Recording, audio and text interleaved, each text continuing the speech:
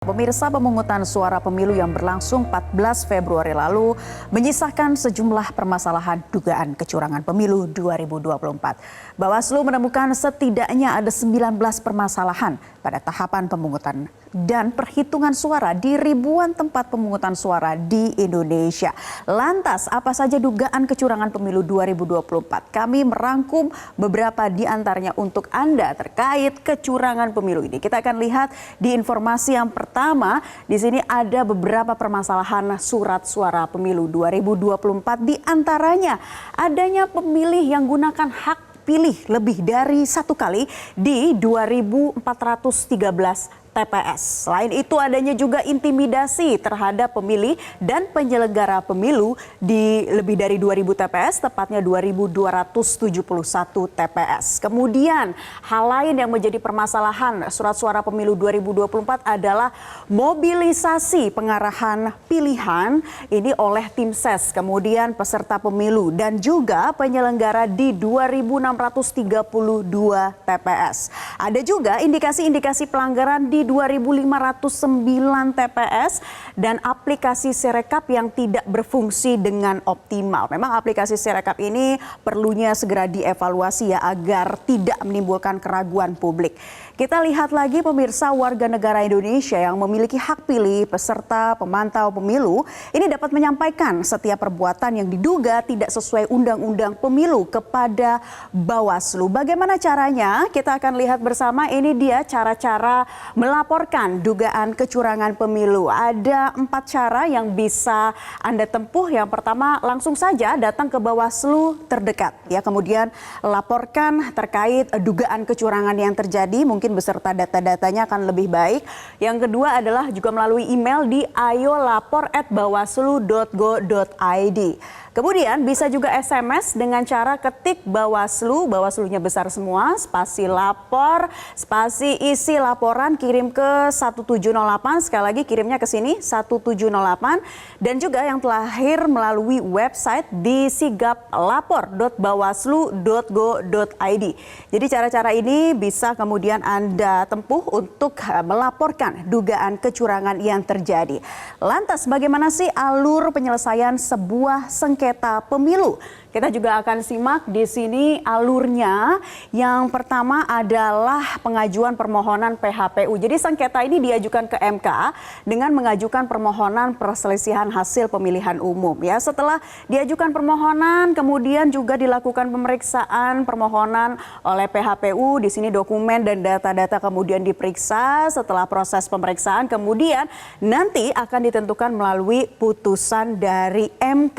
Itu alur penyelesaian sengketa pemilu yang kemudian berakhir di MK. Ada juga alur penyelesaian sengketa proses pemilu yang diajukan ke Bawaslu. Nah, kita akan lihat tahapannya apa saja yang bisa diajukan ke Bawaslu. Ini dia tahapannya. Yang pertama, pengajuan permohonan sengketa proses pemilu, jadi harus diajukan dulu semuanya dan nantinya akan ada proses mediasi begitu ya. Apakah juga bisa diselesaikan secara mediasi? Nantinya setelah mediasi ada yang namanya adjudikasi.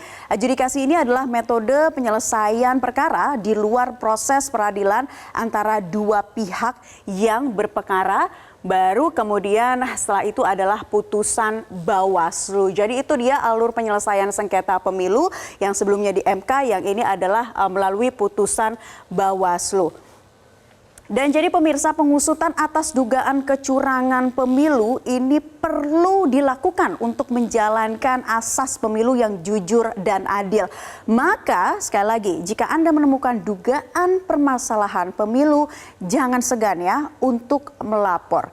Dan saya kembalikan ke rekan Iqbal untuk pembahasan lebih lanjutnya. Silakan Iqbal. Baik, terima kasih Naila. Betul, jangan segan untuk melapor ya, karena itu nanti ada kewajiban untuk diproses lebih lanjut. Dan pemirsa, kami masih akan berlanjut dengan perbincangan kami terkait dengan dugaan kecurangan yang terjadi dalam pemilu dan bagaimana hal ini diproses selanjutnya beserta bukti-bukti yang diberikan dalam laporan tersebut. Kita masih bersama dengan Pak Abhan yang merupakan mantan Ketua Bawaslu Republik Indonesia dan juga sudah bergabung dengan Selamat Pagi Indonesia ada pakar hukum tata negara Universitas UNS Agus Riwanto. Kita akan sapa Pak Abhan, masih bisa mendengar kami? Ya, masih, baik, Mas. Pak Agus. Ya, Pak Agus, selamat pagi. Mas Iqbal. Ya. Selamat pagi, Selamat Mas. pagi. Selamat pagi. Ya, Selamat iya. pagi, Mas Abhan. Ya, pagi. Baik, terima kasih Pak Agus sudah bergabung dengan kami dan nanti kami akan lanjutkan pembahasannya. Saya ingin tanya ke Pak Agus ya. Pak Agus, ini beragam dugaan kecurangan pemilu ini sudah muncul laporan masuk dari masyarakat. Nah, pertanyaannya apakah hasil pemilu ini bisa saja dibatalkan nanti ketika sengketa ini diajukan ke Mahkamah Konstitusi? Kami akan bahas lebih lanjut nanti usai jeda. Tetaplah bersama kami di Selamat Pagi Indonesia. Anda kembali di Selamat Pagi Indonesia, pemirsa, masih membahas terkait dengan berbagai dugaan kecurangan yang muncul dalam pemilu 2024 kali ini. Masih bersama dengan Pak Abhan dan juga Pak Agus yang sudah bergabung. Pak Agus, kalau kita melihat berbagai dugaan kecurangan pemilu 2024, ini kita sudah menerima informasinya yang sudah berhasil kami himpun, antara lain penggelembungan suara, kemudian ada pengerahan perangkat desa untuk memilih paslon tertentu, hingga politisasi bansos yang terjadi sebelum pemilu. Apakah hal-hal itu masuk kategori TSM? Atau terstruktur, sistematis, dan masif, Pak Agus? Ya, kalau kategori TSM itu kan memang spesifik ya. Jadi yang disebut TSM itu kan pertama itu struktur. Dia mesti ada struktur organisasi yang mengerjakan sesuatu sehingga terjadi suatu pelanggaran yang sempurna ya. Kemudian sistematis tentu dilakukan dengan kekuatan tertentu ya, sistem organisasi tertentu, besar maupun kecil, negara maupun bukan negara. Kemudian masif berarti terjadi tidak sporadis ya, tetapi hampir separuh daerah pemilihan. Jadi biasanya money politik. Kalau TSM itu memang kategori spesifik di dalam perselisihan hasil pemilu. Jadi apakah itu termasuk TSM? Ya bisa dikategorikan begitu, tergantung bagaimana para pihak mampu membuktikannya ya. Karena pelanggaran pemilu itu kan dua proses ya, dua tahap ya. Pertama ada tahapan proses, prosedur, dan tata cara pemilu. Yang kedua adalah di ujung pemilu, yaitu rekapitulasi hasil pemilu berdasarkan berita acara penetapan pemenang oleh KPU yang nanti bisa dilakukan permohonan perselisihan hasil pemilu di Mahkamah Konstitusi. Kalau proses tahapan dan teknik pemilu itu bisa dilakukan di Badan Pengawas Pemilu. Jadi ada dua model. Kedua-duanya masih terbuka untuk dilakukan oleh para pihak mana yang mau dipilih ya, karena bisa di Bawaslu, bisa juga di Mahkamah Konstitusi. Begitu Mas. Oke, baik, soal bukti kebetulan Pak Agus juga sudah menyebutkan, Pak Abhan, soal bukti, ini bukti-bukti apa saja yang bisa diproses lebih lanjut terkait dengan dugaan kecurangan ini Pak dalam laporan? Ya sebagaimana Ya, Pak Abhan, sebagaimana silakan, Pak di Abhan. dalam Halo. Ya, saya ingin ke Pak Abhan terlebih dahulu. Pak Abhan, bukti-bukti seperti apa yang bisa diproses lebih lanjut Pak dalam proses atau laporan dugaan kecurangan ini? Ya, saya kira harus dipahami dulu soal TSM, definisi TSM ya. Ya. Terstruktur itu manakala kecurangan ini dilakukan secara struktural oleh aparat pemerintah maupun aparat penyelenggara. Kemudian sistematisnya itu apabila dilakukan secara terencana ya, kemudian secara kolektif bersama-sama. Kemudian masifnya itu adalah bahwa pelanggaran ini memang banyak persebarannya dan akan mempengaruhi persoalan hasil rekapitulasi, kira-kira itu ya. Nah, kalau pendekatan TSM ini sebetulnya ada dua yang bisa dilakukan manakala peserta pemilu tidak puas ya. Bisa melalui mekanisme administrasi di Bawaslu dan mekanisme nanti hasil ada di Mahkamah Konstitusi. Jadi kalau saat ini saya kira belum bisa melakukan permohonan ke Mahkamah Konstitusi karena belum ada rekapitulasi hasil secara nasional. Yang bisa dilakukan adalah melaporkan itu ke Bawaslu. Bisa misalnya minta permohonan administrasi kualifikasi TSM. Cuma adalah bahwa sebenarnya TSM itu di Undang-Undang 7 tidak hanya persoalan money politik saja, tetapi seandainya pelanggaran misalnya dugaan abuse of power, dugaan lain-lainnya misalnya ada yang memang bisa dikualifikasi TSM, saya kira bisa disidangkan di Bawaslu. Persoalannya adalah pengalaman pemilu ke pemilu memang sepanjang ini baik di Mahkamah Konstitusi maupun Bawaslu belum pernah memberikan putusan misalnya sampai diskualifikasi terhadap Pilpres ya. Tetapi kalau yang pilkada saya kira Bawaslu pun sudah beberapa kali memberikan putusan sampai diskualifikasi. Mulai dari kasus 2020 ada di Lampung, kemudian di Kalimantan, di Gorontalo dan sebagainya. Dan Mahkamah Konstitusi pun belum pernah di Pilpres, tapi kalau pilkada memang sudah. Terakhir misalnya 2020 di pilkada di Saburai Jua ya, sehingga diskualifikasi pasangan calon itu nggak boleh ikut, kemudian pasangan lainnya yang bertarung itu. Itu pengalaman soal kategori TSM yang ada di Mahkamah Konstitusi maupun di Bawaslu. Nah, Bawaslu memang memberikan penilaian TSM ini secara kuantitatif ya. Jadi ada persebaran 50% di dapil ya. Nah, kalau provinsi tentu 38, 50%-nya jadi berapa ya? 38 jadi 18 misalnya gitu kan. Atau 18 ya. Kemudian dan sampai turun ke bawah gitu. Jadi memakai parameter kuantitatif.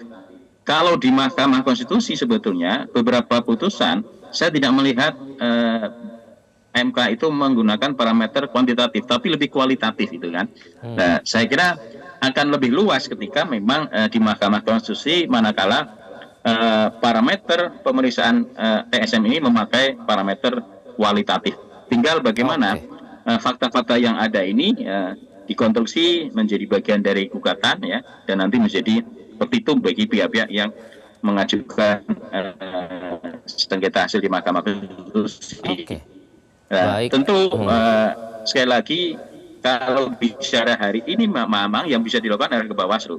Tapi kalau ke Mahkamah Konstitusi maka menunggu penetapan rekapitulasi nasional yang akan ditetapkan oleh KPU kalau nggak salah tanggal 20 Maret ya. Karena batas rekap nasional adalah 35 hari setelah pemungutan suara maksimalnya. Baik. Itu kira-kira. Pak Agus, menurut Pak Abhan tadi nanti yang akan digunakan itu adalah parameter kualitatif ya.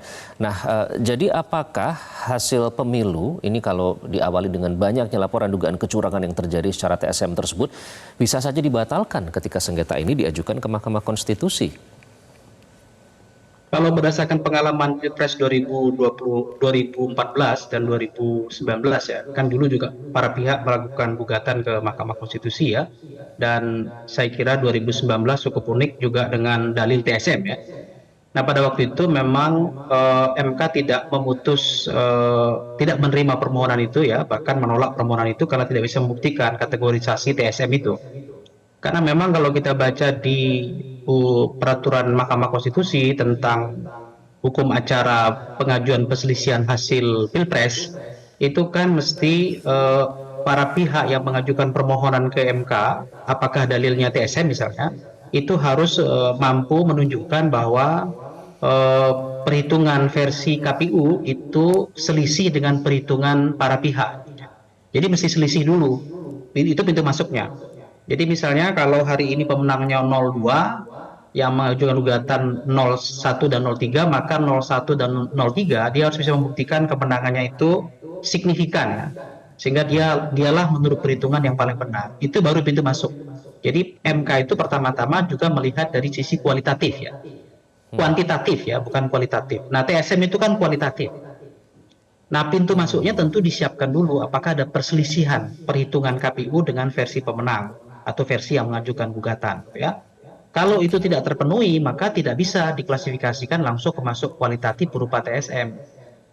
Nah, kalau berdasarkan pengalaman selama ini dalam Pilpres 2019 kemarin, itu MK masuk ke ranah bukan kualitatif ya, tapi kuantitatif ya. Karena MK meminta mana yang disebut dengan TSM, buktinya di mana, kemudian pelanggarannya ada di mana, alat buktinya apa.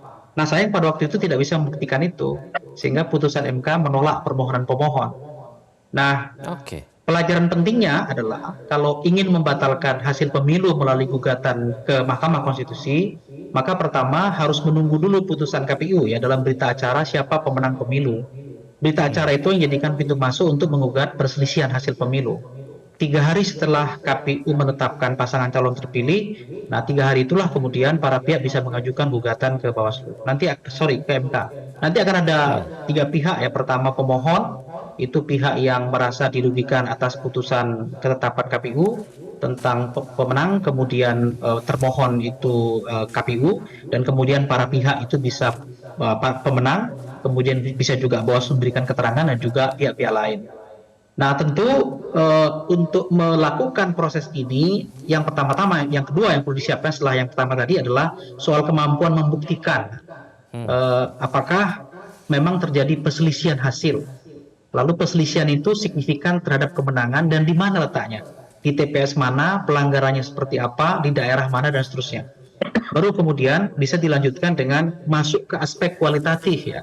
Misalnya soal TSM ya. TSM-nya di mana, terstruktur yang mana, sistematis yang mana, dan masif yang bagaimana. Itu pembuktian berikutnya. Dan itu tidak sederhana pembuktiannya, karena pembuktiannya itu menyangkut beberapa aspek yang sangat penting pembuktiannya. Misalnya, tidak bisa kalau hanya link-link berita ya misalnya. Tapi itu harus berupa dokumen resmi yang dikeluarkan lembaga tertentu kalau itu menyangkut perencanaan ya dalam pelanggaran tertentu ya. Dan persoalan begini ini kan persoalan yang butuh ketelitian dan kejelian.